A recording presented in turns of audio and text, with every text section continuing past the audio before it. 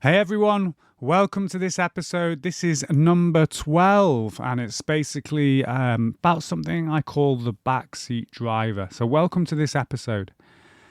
I'm super excited to be sharing this one with you because the concepts I'm going to introduce to you today are not really talked about very much, and they can be a really good tool, and they're definitely not discussed much when it comes to the fitness industry or anything else really. You don't hear it much.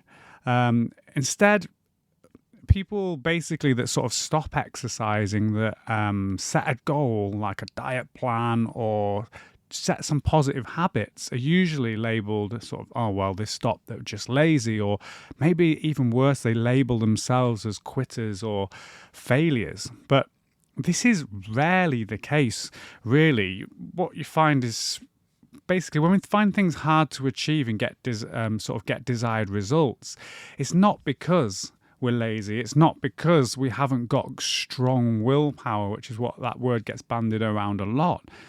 So before we go into that in any real detail, let's just look at some of the sort of general reasons that people might say for kind of giving up or not sort of seeing something through, not seeing that success. And this is definitely stuff that I hear from clients fairly frequently when I ask what's happened, what's the barrier, why have they not managed to sort of stick to the habits that they've set for themselves, whether that's something when we've set something together with a client or when they come to me at the start for a consultation, they talk about all the different things they may have tried before coming to try and get some support from a coach.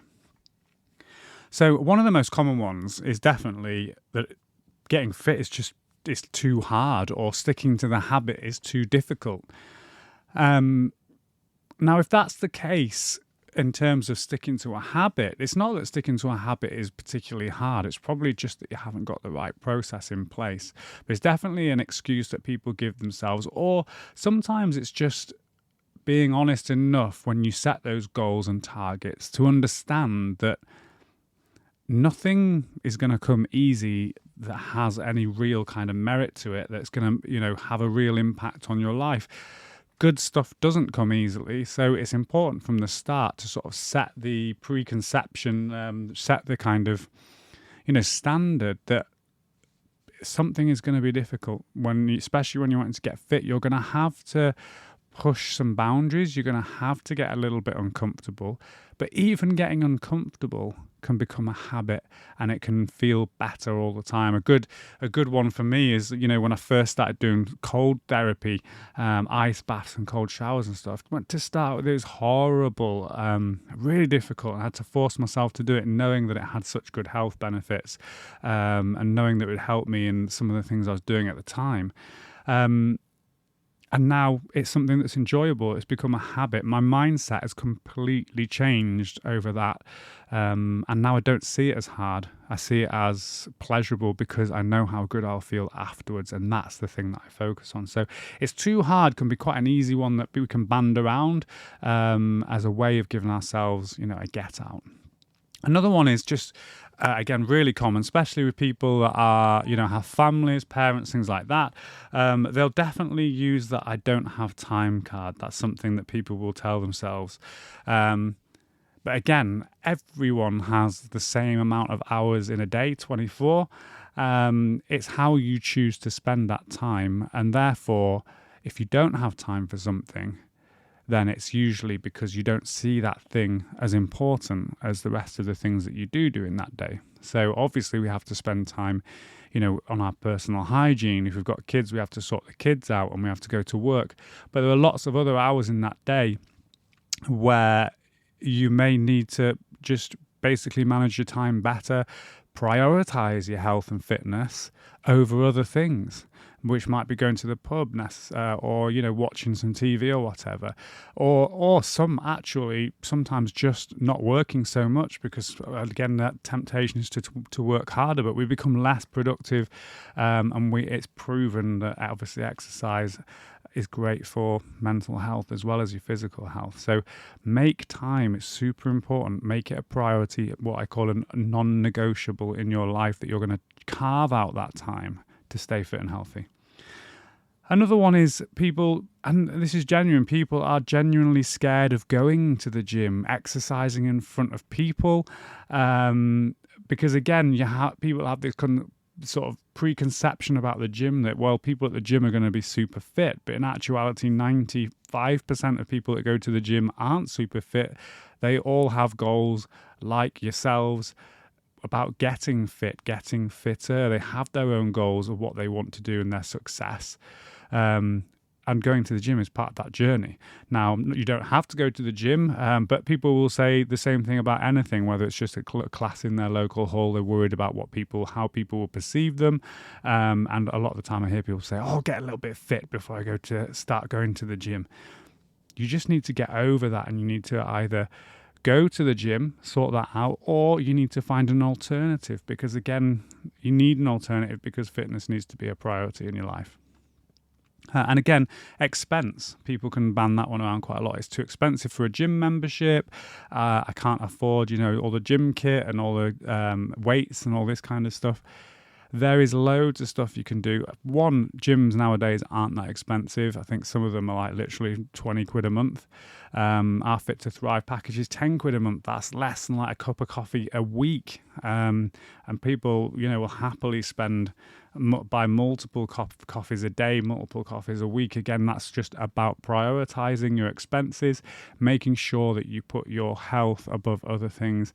And you can do bodyweight exercise. You can do it in your local park. Like with us, you can do it in your front room. Look at gyms around you if you do want to go to a gym. There are loads that offer lots of different deals. Some of them just do a pay-as-you-go option to local classes. There's loads to do. It's expensive is not really a reason, but it's definitely something that we tell ourselves.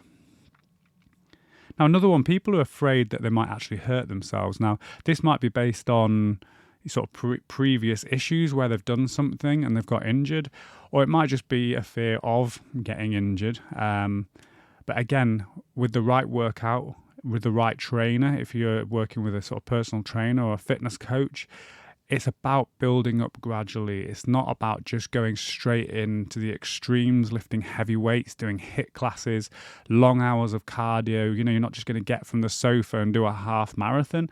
That's not smart. You're not going to get off the sofa and start deadlifting your 1 rep max. That's not smart. So it's about building up gradually and giving your body time to adapt, time to adjust to the exercises. That's the muscles, but also your tendons and ligaments too, because they're under strain. And that takes time, takes longer, your muscles, in fact. So building up gradually is something in the industry we call progressive overload. Super important. So again, you won't hurt yourself if you do it right. If you're unsure about how to do these, then you need to get support. And feel free to message us at Fit2Thrive on our website, or go find someone local to you. And then I guess the last one a lot of people will sort of band around is just, I've tried it before. It didn't work then. It's not going to work this time. It's not worth me doing it because it's just disappointing. But again, this is just a story that we tell ourselves. Just because we've tried something before doesn't mean that we're not going to succeed this time. You might want to just try again if it's the right way to do it, and practice kind of makes perfect. Or it might be that you try a different way of doing it. Imagine as parents, if we saw our children start to learn how to walk and they fall over the first time, they fall over the second time, and on the third time you say to them, this isn't for you, you probably should quit. You've tried it a few times, it's not going to work.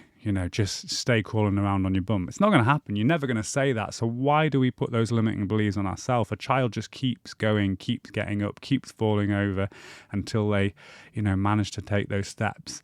And that's absolutely the same for us. So these are all stories that we tell ourselves. Now, there's two sort of main reasons we might not be able to achieve something, which is really truthfully achievable for us. Again, like the things I've just listed, the 6 things are kind of like a story that we might tell ourselves to give us a reason not to try, not to do that thing.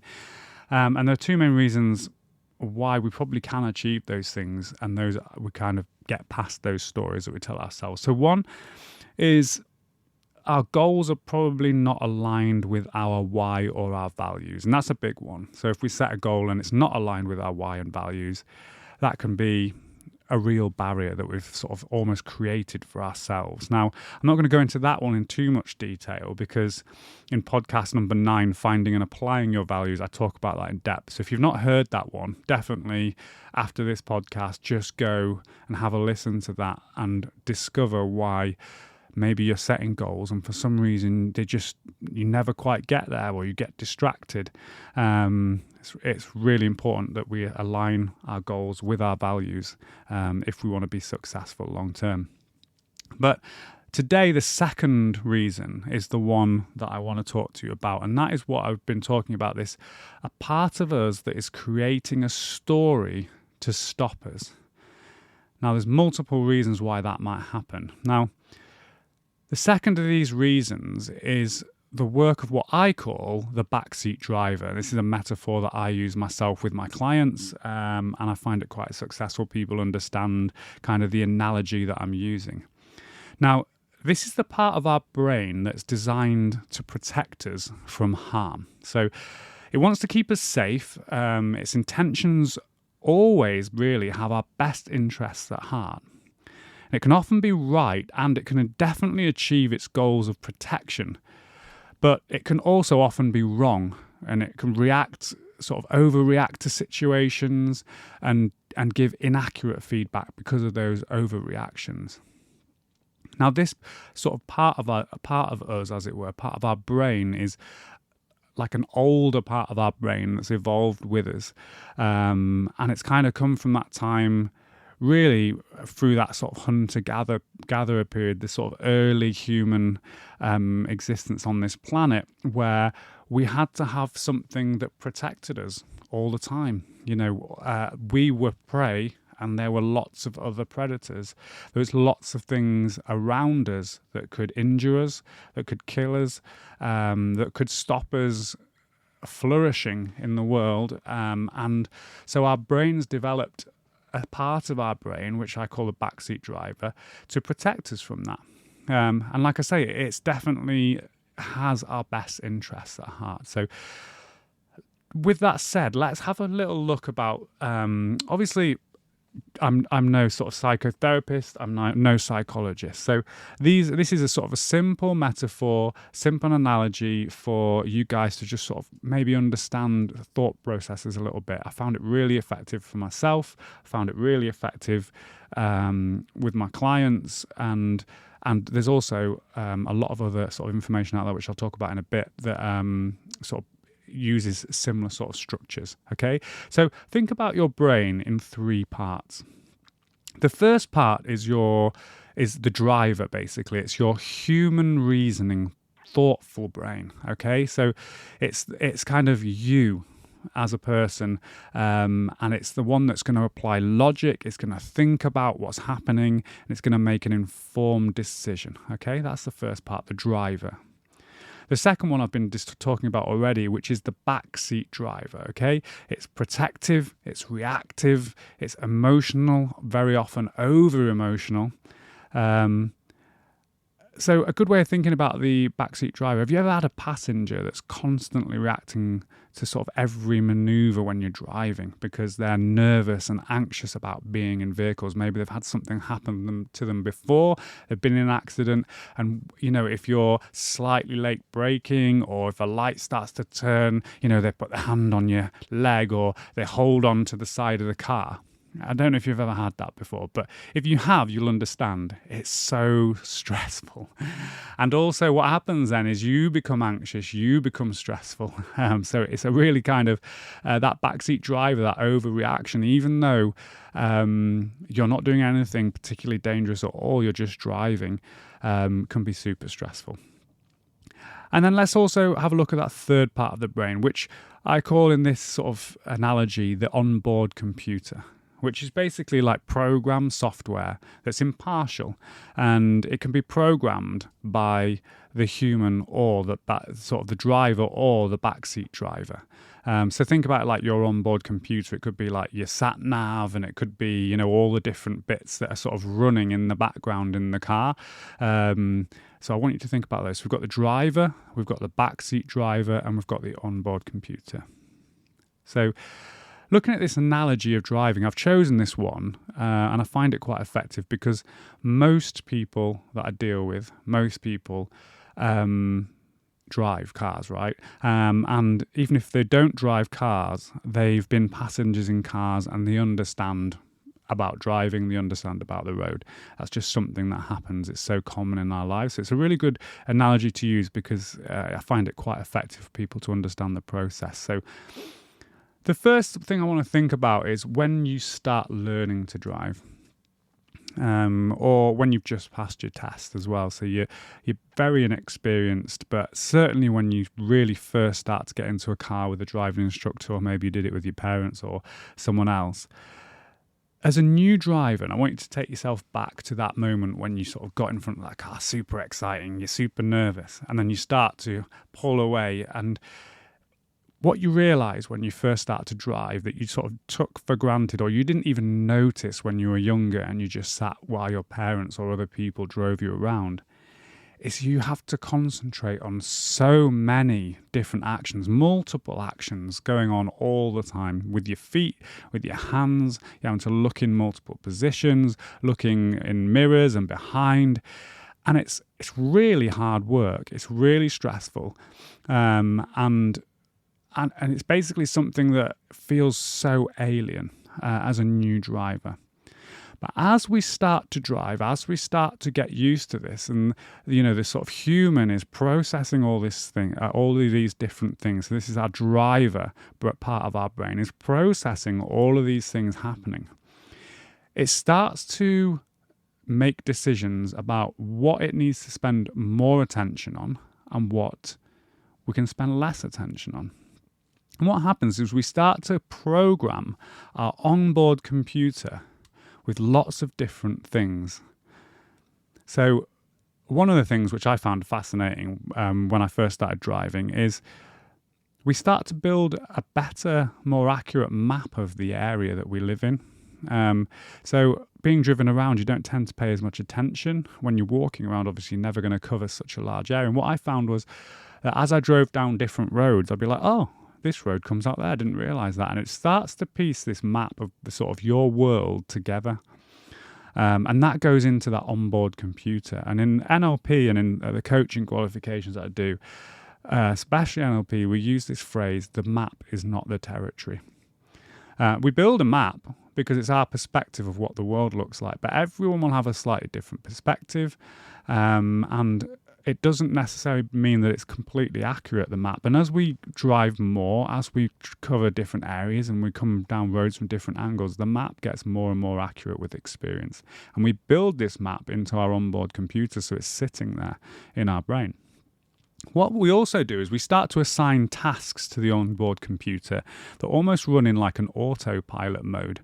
So shifting of gears, indicating, checking mirrors, and sort of general tasks that happen in the car start to get programmed into the onboard computer, into this autopilot, which is really useful. And that is the driver, the effectiveness of the driver, starting to do that to make things easier for us, which means that we can then focus our energy on more important things like looking where we're going and using our mirrors and all those things where we're more observational to keep us safe and make sure we're being a good driver.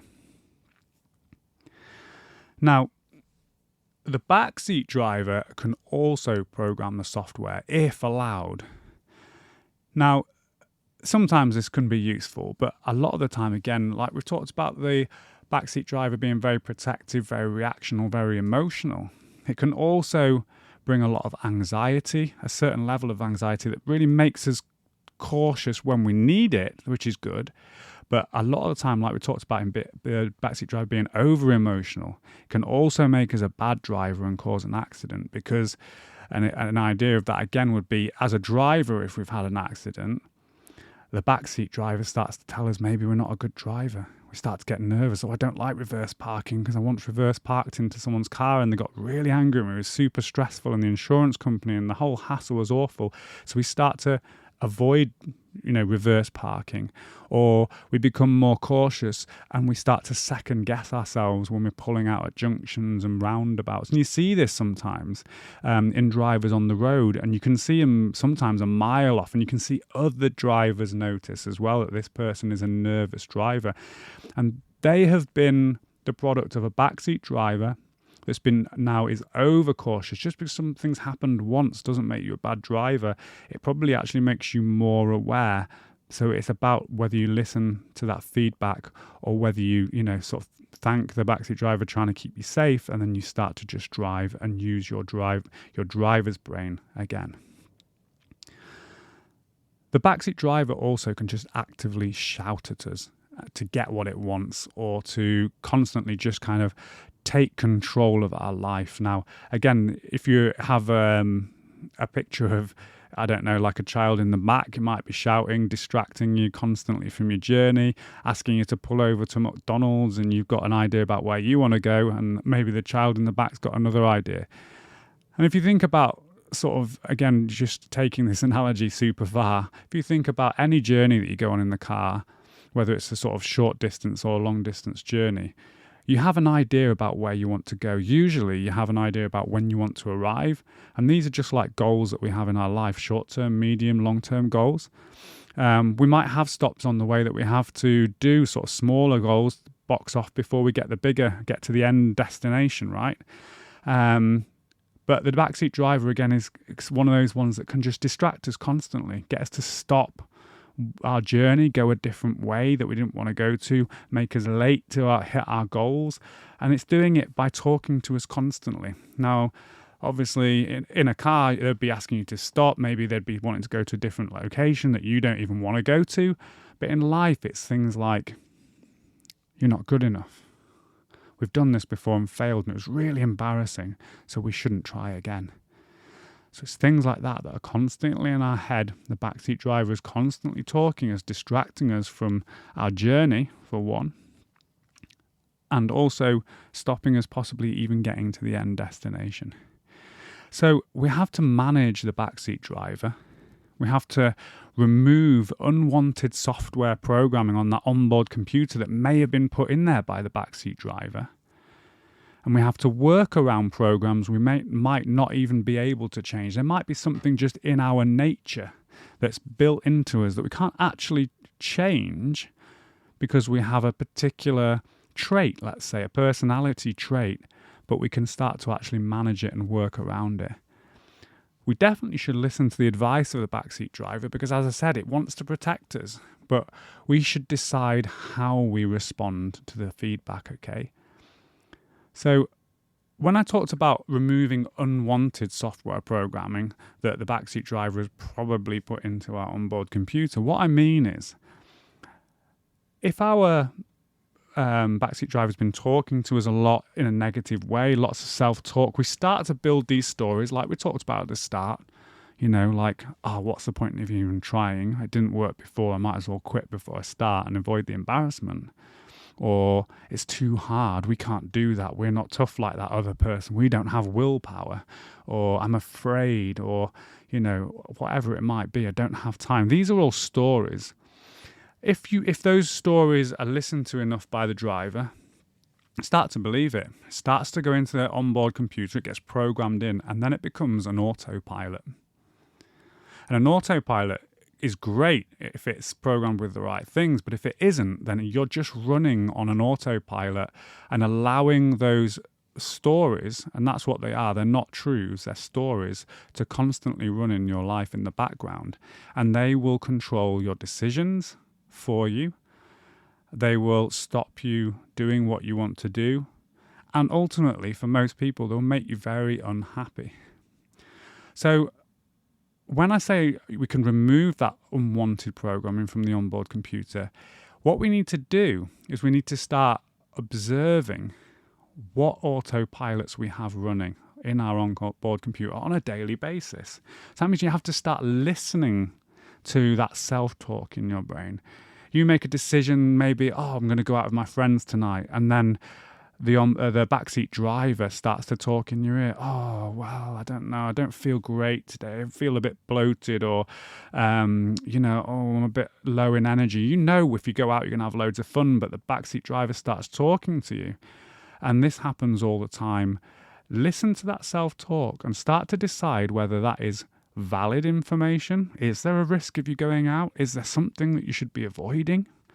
Or is it just because there's a little bit of the anxiety about going out into public, where maybe there's someone there that you're not confident around, or maybe you don't feel good that day, but is that actually valid, or is it just overreactive protection? And if it is overreactive protection, you can listen to it, thank the backseat driver for the feedback, and decide to go anyway. As you start to build those habits, listen to the backseat driver's feedback, decide to not listen to it, and keep doing that. This is a positive habit that you're going to start to build, where you start actually listening to the feedback, and the driver always makes the decision for the backseat driver, never the other way around. That's how you're going to get rid of that sort of unwanted programming, that autopilot running, and then you can program in something better into your autopilot. And working around programs that you might not be able to change. Maybe we have traits that we kind of find very difficult to shift in our personalities. Maybe we're super competitive. I know I am, and I know sometimes that can be a great thing, but sometimes that can also stop my enjoyment of certain things, or I might just be over competitive and I don't need to be. Now, if you can use that definitely for your strengths, because that's a drive that I have. So what I can do is I can harness that drive. I can align my goals and use that sort of competitiveness with myself, usually, to push myself to my goals. But I can also sort of try and work around it sometimes, and that might be just by removing the competition and just making it more fun, getting rid of sort of extrinsic rewards and thinking about things differently, not always trying to prove something to other people. Just be content to take part in something, whatever that might be. So again, if you understand, you listen to that program that's built into you, you can start to make conscious decisions with the driver, that human reasoning, that thoughtful brain. So that's super important. The autopilot should be noticed, and they should be programmed by the driver. Okay. Now, I've talked about other research, other people that talk about similar ideas about how our brain works, and I think it's a really useful analogy. There's another person that I discovered probably about 10 years ago, maybe. A fantastic book I recommend now, which is called The Chimp Paradox, and he's also written another one called The Path Through the Jungle, and it's by a guy called Professor Steve Peters. They're fascinating, absolutely fascinating. Now, he explains it with his own metaphor, and it's a really good read, and he talks about sort of like the sort of title gives it away, The Chimp Paradox. He talks about the chimp, and he talks about different ways the sort of chimp responds to things, sort of based around kind of early man and the idea maybe we came from chimps. It's really interesting. It's very similar sort of metaphor. I prefer the driver because some people are not quite so kind of keen on the idea about a chimp brain.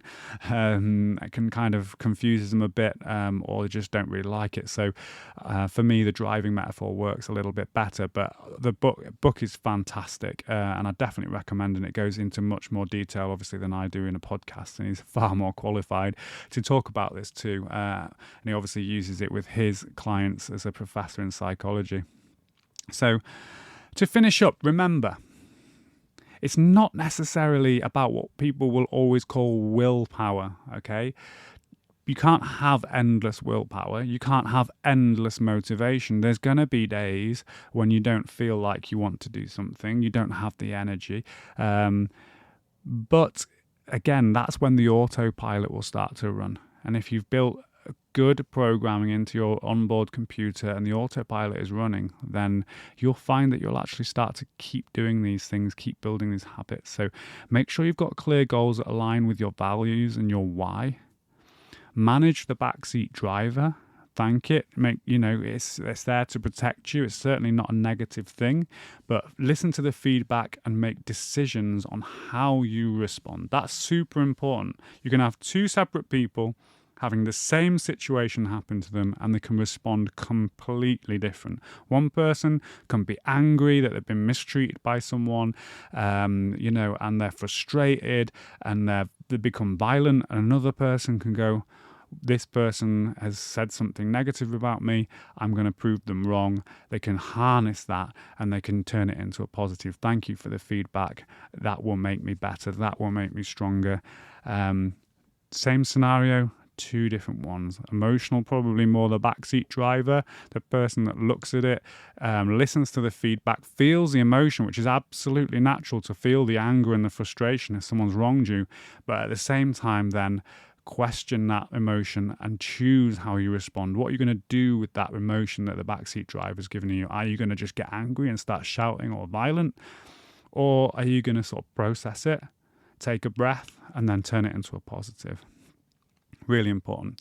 And also ensure your onboard computer is programmed with what you want and what you need, because the autopilot needs to be controlled by the driver. So we do this by paying attention to those unconscious habits, the internal dialogue of our backseat driver.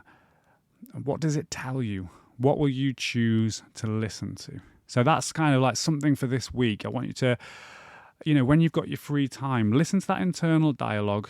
You can do this journaling as well, which is really useful. You can kind of make notes about what pops up, and because that's a really good way of getting those things out of your head, and you can almost label it like, this is my backseat driver, this is what it says to me, these are the words I hear, this is the autopilot, it's constantly running in a circle in my head. Again, a lot of people have this, like that, I'm not good enough, or people think I'm silly, or you're constantly worried about appearance because you're worried about people judging. They are all those kind of autopilots that are running. So have a think about it this week. I'd love to get your feedback on it. I hope this has been useful for you. Sorry if I've waffled on a bit longer than I normally do, but it's a topic that's I find really interesting, and I love talking about with you guys and with my clients as well. So I hope it's been useful. Have a great week. I'll speak to you soon. Bye.